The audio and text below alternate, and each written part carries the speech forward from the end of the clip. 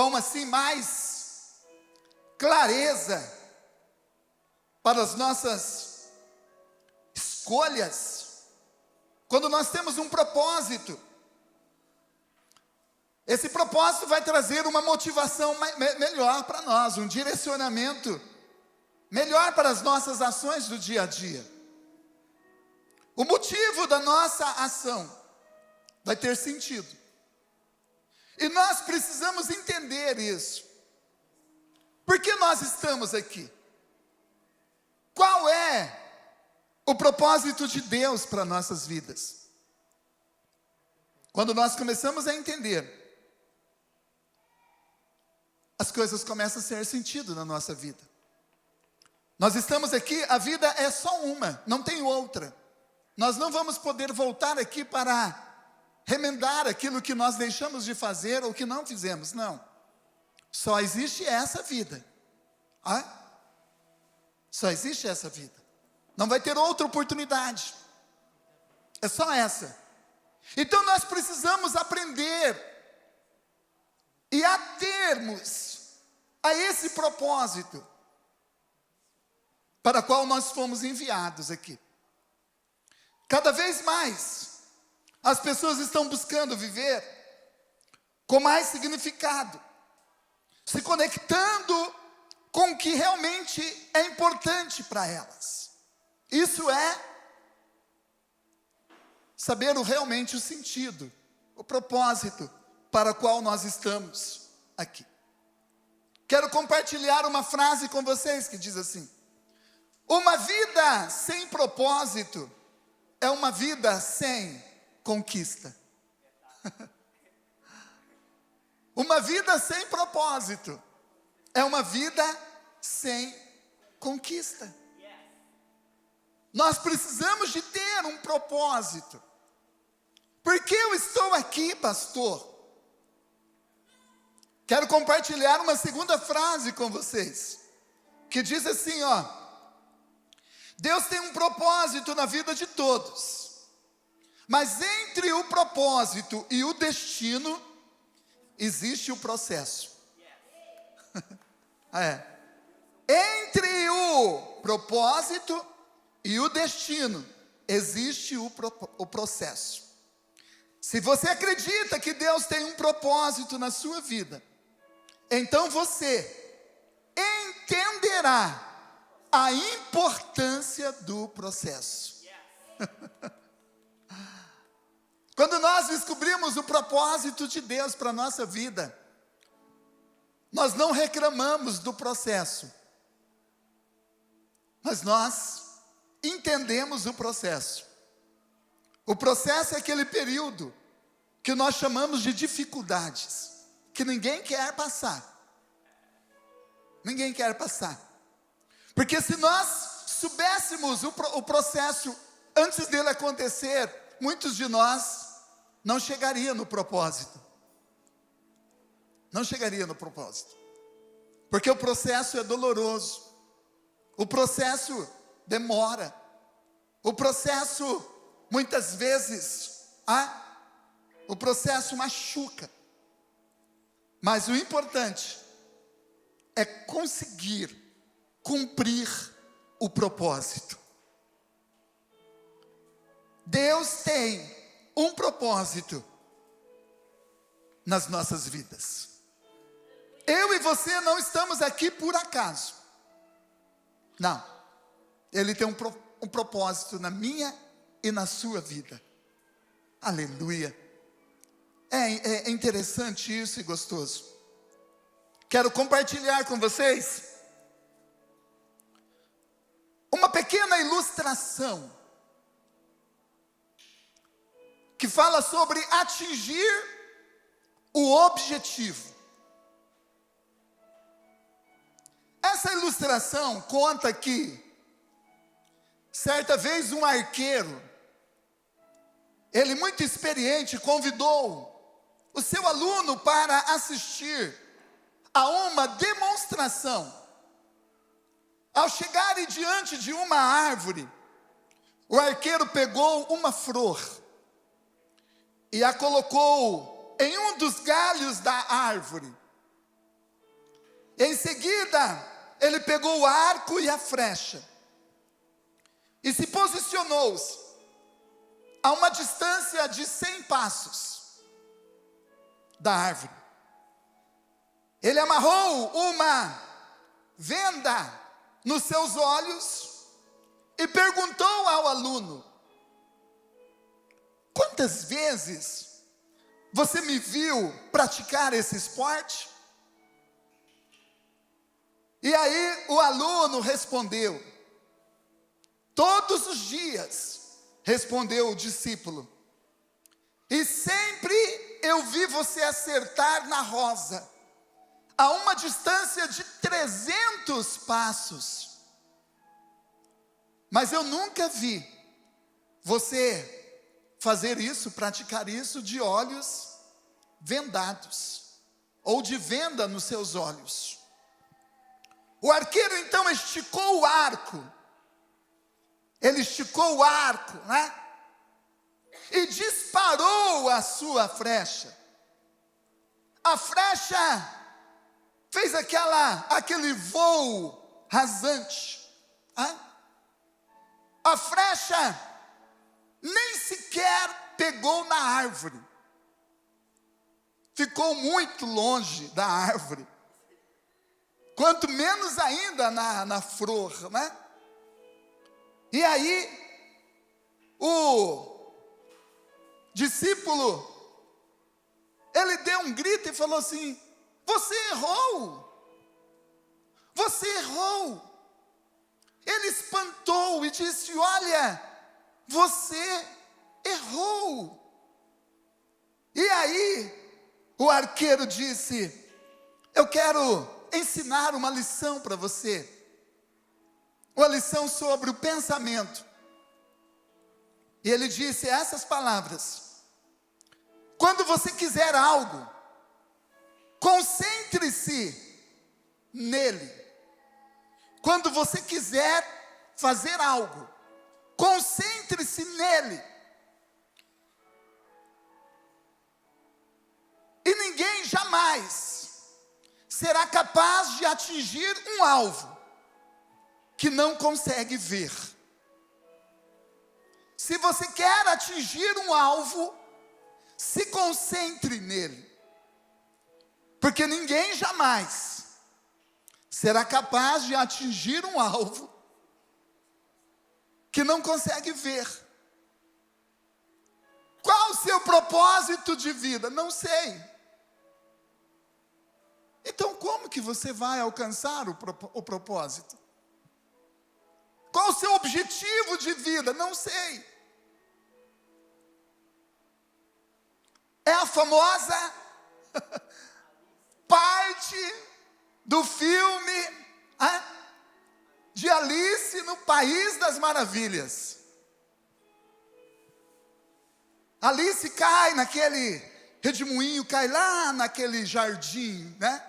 E Alice fica olhando. E ela fala: qual é o caminho? Qual é o caminho? E aí de repente aparece lá o professorzinho, né? Lá na árvore. E Alice: ei, me mostra o caminho. E aí o professor diz: mas para onde você quer ir? E ela responde: eu não sei para onde eu quero ir. E ele diz: para quem não sabe para onde quer ir, qualquer mato é caminho. Viu? Você quer alcançar um alvo, mas você não consegue ver ele. Você quer alcançar um propósito, mas você não consegue descobrir o propósito. Por que eu estou aqui? Isaías, capítulo de número 60. Isaías 61, verso de número 3. Fala a respeito de Jesus. E diz assim, a ordenar acerca dos tristes de Sião, que se lhes dê ornamento por cinza, óleo de gozo por tristeza, vestido de louvor por espírito angustiado, a fim de que se chame árvores de justiça, plantação do Senhor, para que Ele seja glorificado. Sabe qual é o propósito das nossas vidas? É glorificar o nome do Senhor. Tudo que nós fazemos é para glorificar, honrar o nome do Senhor. Aqui, o Senhor Jesus estava sendo profetizado, e Isaías dizia, olha, ele vai a dizer acerca dos tristes de Sião, ele vai dar ornamento por lugar de cinza, óleo de gozo por tristeza, vestido de louvor por espírito angustiado, e ele dizia, a fim de que vocês se chamem árvores de justiça. É isso que ele quer para nós. Chamarmos de árvores de justiça, plantação do Senhor, para que através de nós, Ele seja glorificado. O primeiro propósito de Deus na nossa vida é, você e eu, fomos planejados para glorificar, para agradar a Deus.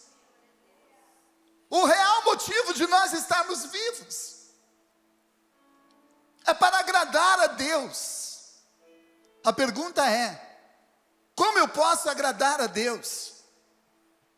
Com a minha postura. Com a minha postura. Você existe para agradar a Deus. Benefício de Deus, propósito de Deus, prazer de Deus. Pastor, como que eu posso agradar a Deus com as minhas atitudes? Eu agrado a Deus com os meus relacionamentos, mostrando amor, alcançando pessoas, palavra de incentivo, a minha postura. Eu e você fomos planejados para agradar a Deus. Quando adoramos, o nosso objetivo é agradar a Deus quando nós estamos adorando. Mas não é só isso. Nos nossos relacionamentos, eu e você fomos planejados para agradar a Deus. Glorificar o nome do Senhor lá no nosso trabalho.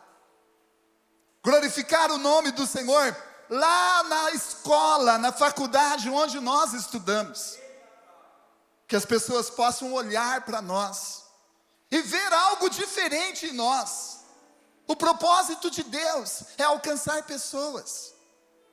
E através de nós, levar a paz, levar o amor, levar, amados, a alegria de viver. A alegria de viver. Quando as pessoas olharem para nós, vão saber que o Senhor está sendo glorificado através das nossas vidas. Esse é o primeiro propósito.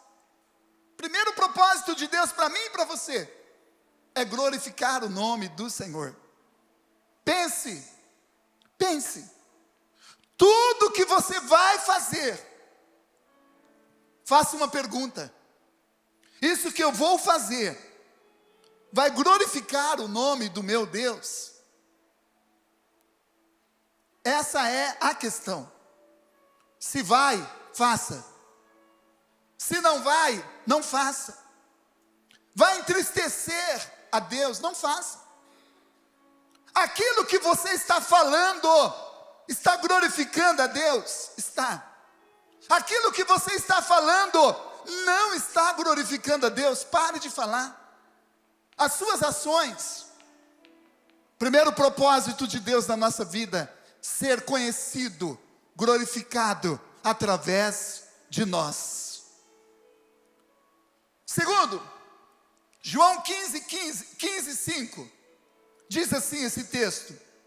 Segundo propósito de Deus na nossa vida, João 15 e o verso de número 5, diz assim: eu sou a videira, vocês são as varas. Quem está em mim e eu nele, esse dá muito fruto, porque sem mim nada podeis fazer. Eu e você fomos chamados, propósito de Deus, para glorificar a Deus. Segundo, fomos chamados para fazer parte da família de Deus. Pertencer a Ele. Ele diz, Ele é a videira, nós somos a vara que está ligada nele. E essa vara vai dar muito fruto. A videira é uma das árvores lindas. E ali tem então seus ramos, suas varas, a qual dá muito fruto. E ele diz, porque sem mim nada podeis fazer. Nós fomos chamados para fazer parte da família de Deus, eu e você. A família inclui todos aqueles que creem, todos aqueles que reconhecem Deus como Criador de todas as coisas, e reconhecem a Jesus como o Filho de Deus, que deu a sua vida por nós. Eu e você somos convidados a fazer parte. Primeiro, glorificar a Deus. Segundo, fazer parte da família.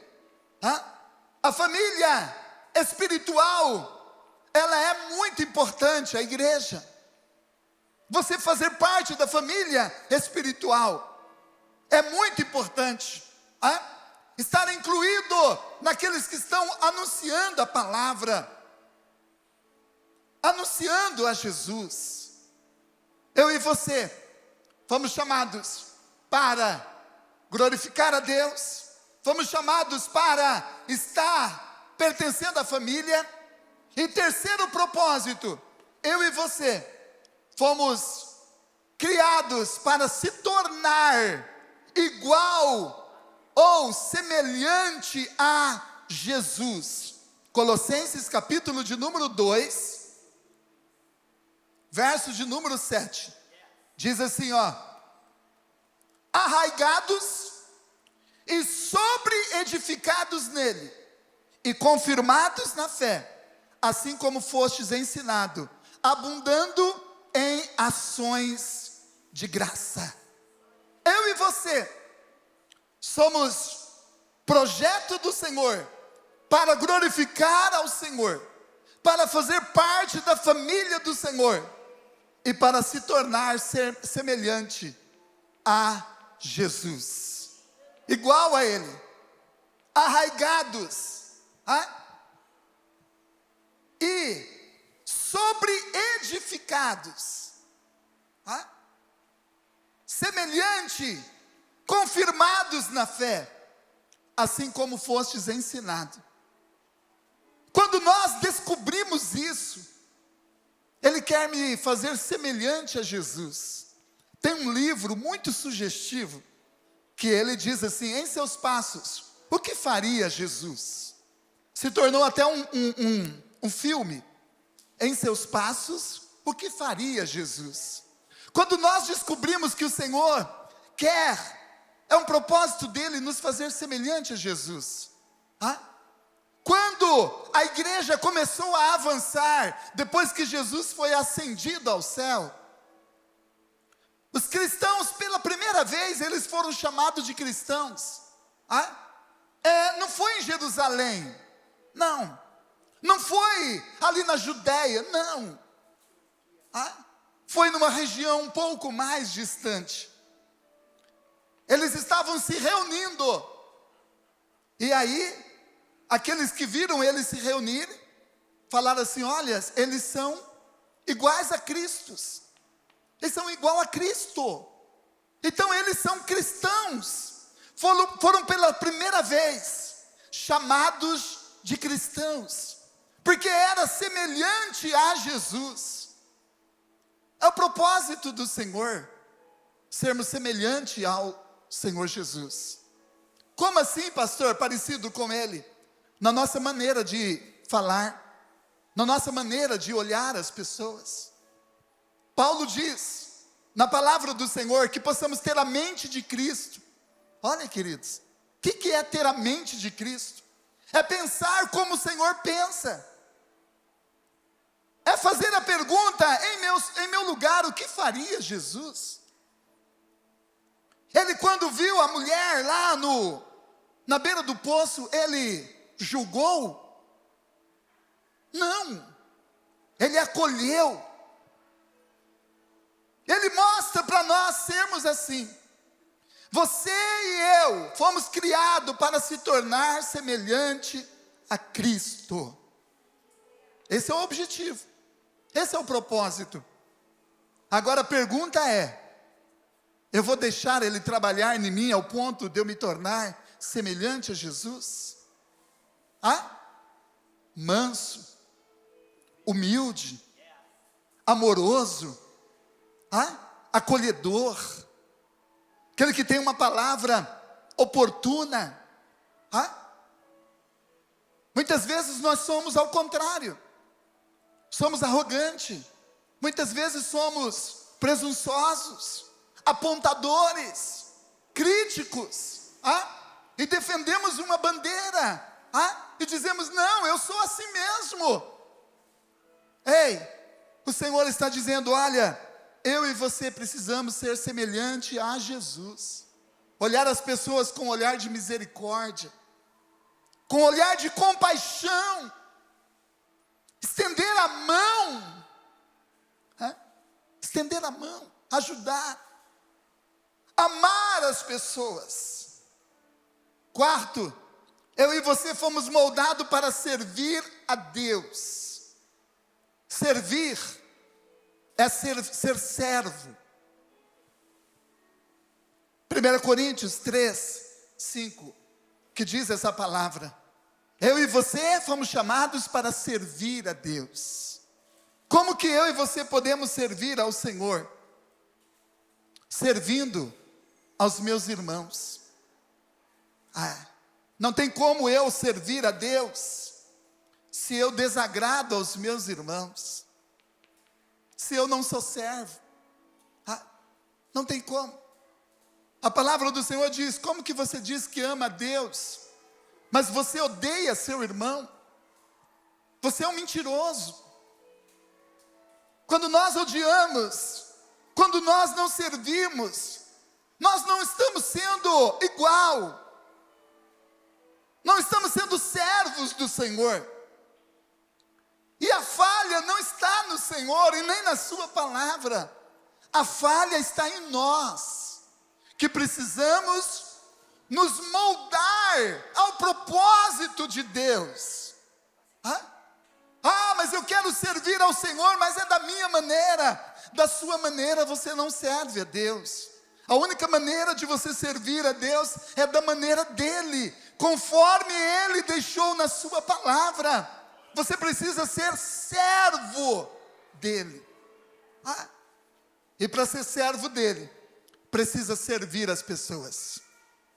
Não tem como eu e você servir a Deus e não servir as pessoas. Uma das histórias mais lindas que eu, já vi contar, de uma pessoa que serviu, e serviu muito. O nome dela está gravado em muitos locais. A Madre Teresa de Calcutá. Ela se preocupou com os velhos, doentes, e ela queria fazer uma casa para cuidar dessas pessoas. Ela ganhou o Prêmio Nobel da Paz. Ela foi na posse de uns dos presidentes americanos. Ela foi convidada para palestrar em uma das reuniões da ONU. E a palavra dela era, eu preciso fazer alguma coisa para as pessoas que precisam de mim. Servir.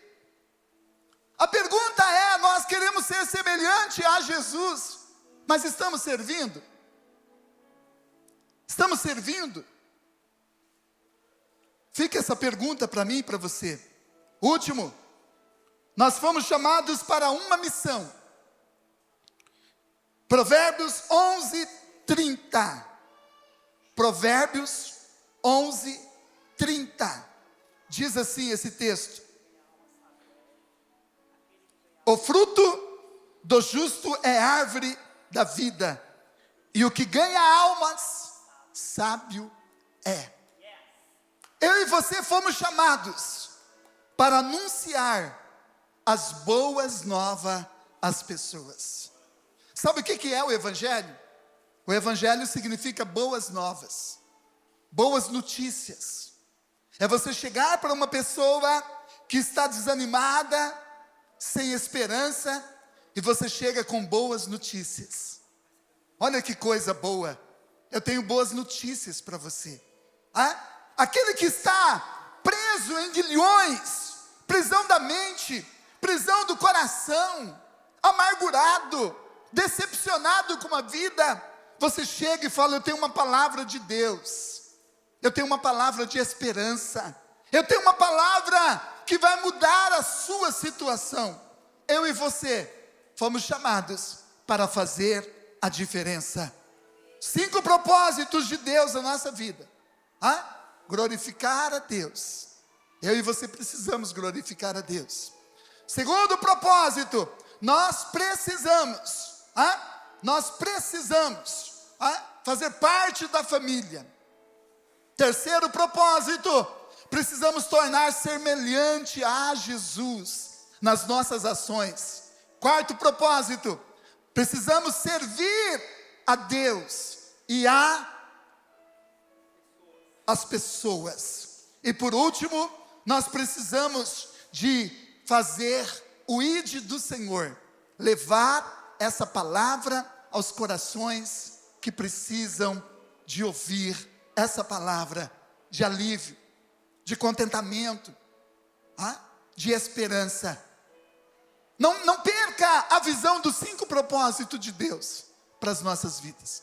Nós não estamos aqui por acaso. Não.